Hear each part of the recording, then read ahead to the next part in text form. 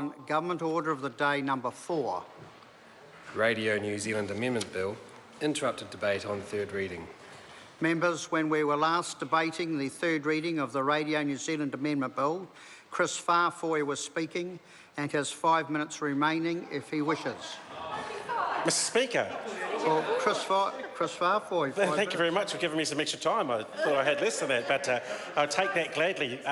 We're stopping at 10. OK, I'll take that into mind, Mr. Speaker. But when I was interrupted, I think it was on March the 17th, as the Radio New Zealand Amendment Bill was getting into its third reading, I was talking about the funding freeze at Radio New Zealand.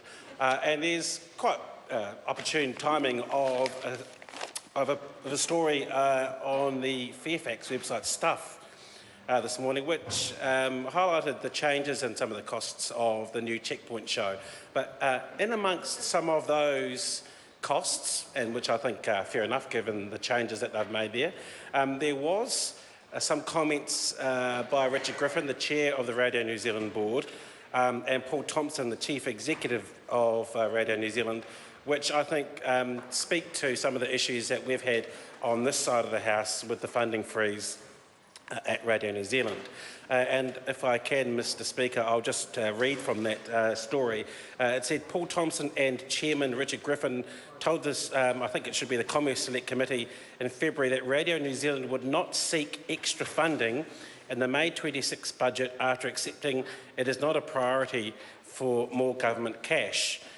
The story says they had given up on getting extra funding, but it was pointless beating your head against a brick wall, Griffin said. He said, even preparing a plan to ask for more money cost money. We have a plan, but it's not based on putting up a proposition in this budget round. We will have a plan, and the government and the Treasury are already looking at it and hopefully buy into it. But if you look at the track record, Mr. Speaker, I'm not sure if their plan will be a priority for this government.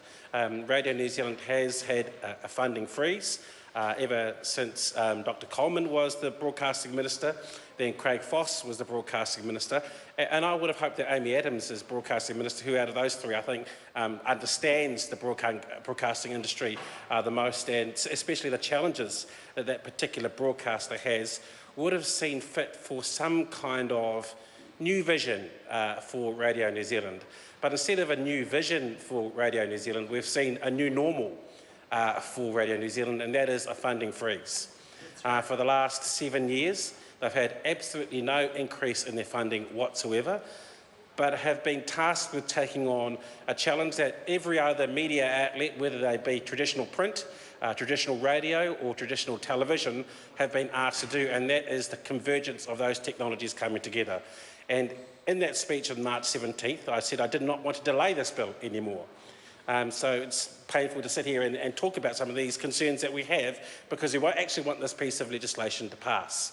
But it is absolutely our duty to point out that if we want to have the kind of country and the kind of democracy that we want, that we have to start taking the funding of Radio New Zealand and the journalism that it is well known for seriously in this country.